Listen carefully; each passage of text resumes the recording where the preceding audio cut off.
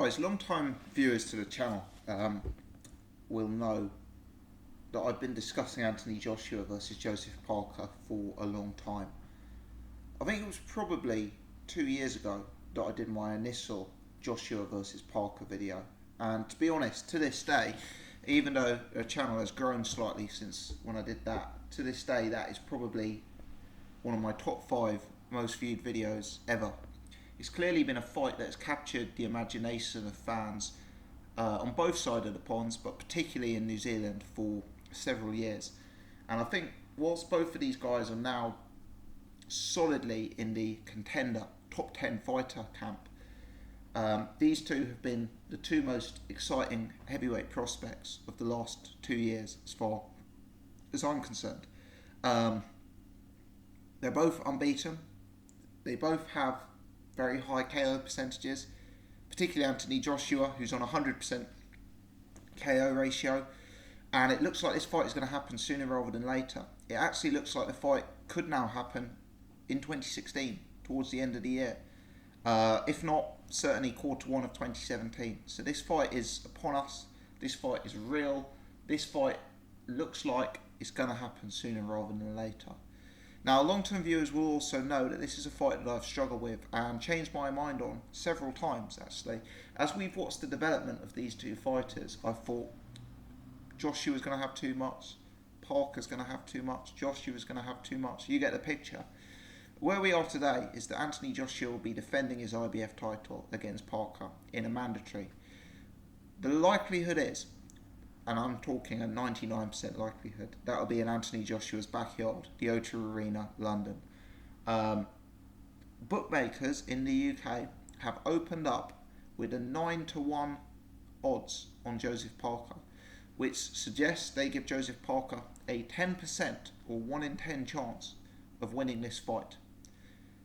In other words, Parker is a major underdog in this fight. You know, in terms of public perception, in terms of bookmaker perception.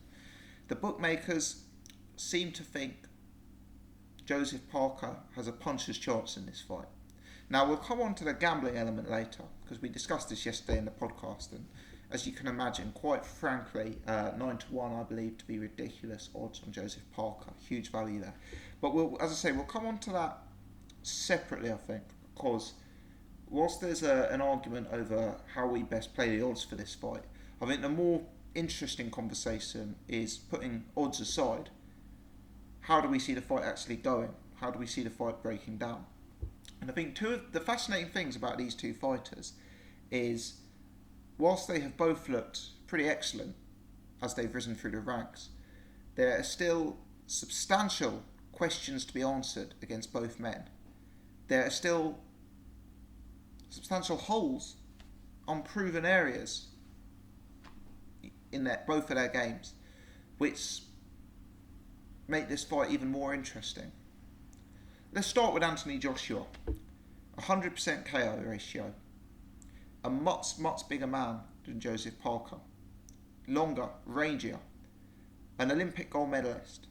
The guy who's never had to go beyond 7 rounds. You look at Joseph Parker, you look at his performance against Jason Bergman, who, let's be honest, is a low to mid-level journeyman. And you watch Bergman counter-punching Joseph Parker, and you see Bergman landing crisp, clean power shots on Joseph Parker.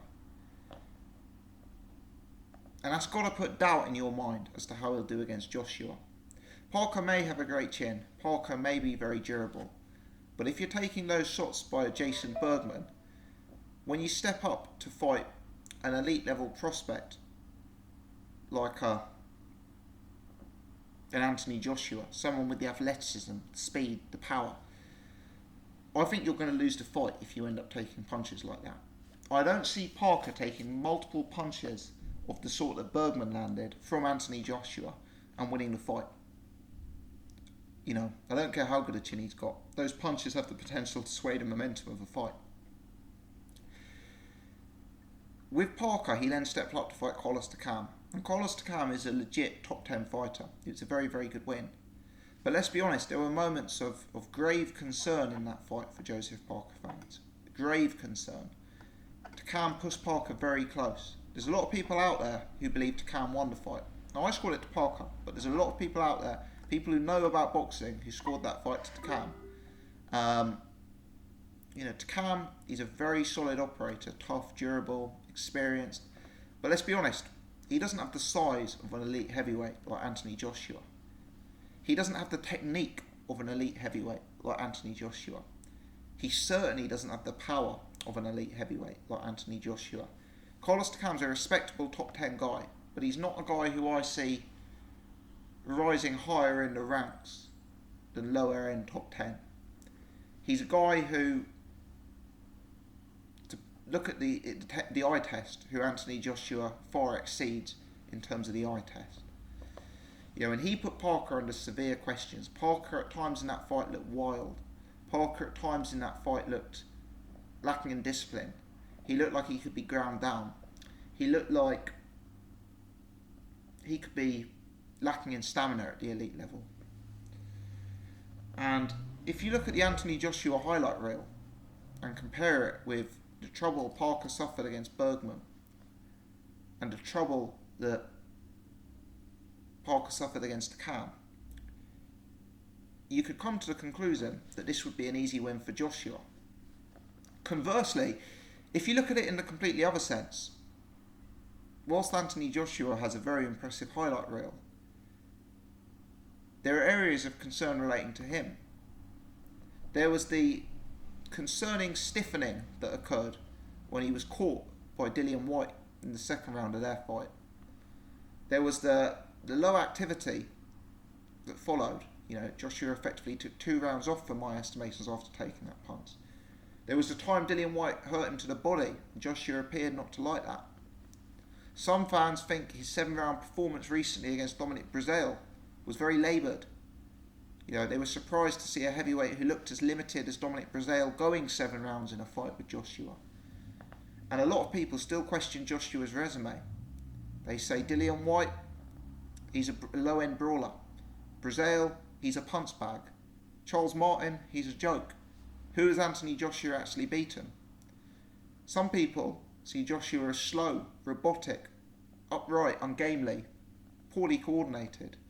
I'm not saying I necessarily agree with that. Joshua's actually impressed me recently, I must say. But then you've got Joseph Parker, a guy who is far more capable than anyone Joshua's been in with, I think. Far more athletic than anyone Joshua's been in with. Far quicker than anyone Joshua's been in with. And at least carrying as much power as anyone Joshua's been in with. And you look at Parker, you look at this young guy improving, you look at the fact he's already gone out and beaten a top 10 heavyweight over 12 rounds. You look at the way the guy throws combinations. You look at the guy moves around the ring. You look at his natural athleticism. You look at the speed and snap in his punches. And it's quite easy to make a case, in fact. It's quite easy to make a case that this fight is there for the taking for Parker. And this is why this fight is so exciting to me as a boxing fan.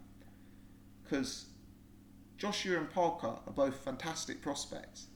They've both got questions to be answered. They've both got vulnerabilities to their game. They've both got areas that the other one could exploit. But it's going to be a great clash of styles. If you're advising Anthony Joshua, I'm sure I'll do a more in-depth keys to victory video before the fight occurs. But if you're advising Anthony Joshua, you're thinking, keep Parker at range. He's a smaller guy. He's got much shorter reach. And he's vulnerable from range. He can be countered crisply. He's defensively open. His chin's up in the air. He's got limited head movement. Keep Parker at range. Wait till he throws something. Time him, counter him. Hit him clean from range. And to be honest, that is bread and butter Anthony Joshua game plan. That's what you'd be telling Anthony Joshua to do. If you're Joseph Parker, you're giving him the opposite advice. You're saying, come forward. Put it on Joshua. Get inside. Throw those lovely combinations to the body. Test out his unchested chin. Sit on his chest and test out his untested stamina. This guy's not been 12 rounds like you. And that's why this fight is so interesting, because it is perfectly plausible to come up with 2 winnable game plans for either guy. You know, both guys have tremendous upside, and it's a fight that at this stage definitely represents two top 10 heavyweights, unbeaten, power punching top 10 heavyweights who bring very different attributes and very different styles to the game, but at the same time are both at this stage beatable in my opinion. I'm really looking forward to it.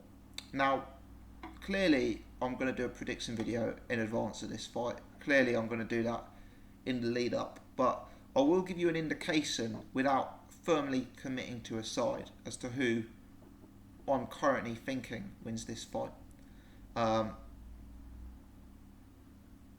Joshua, for me, has the potential to win this fight in style by catching Parker, because Parker's defence is sub-elite. You know, Parker does not have the... Parker's a top 10 fighter. He does not have a top 10 fighter's defence.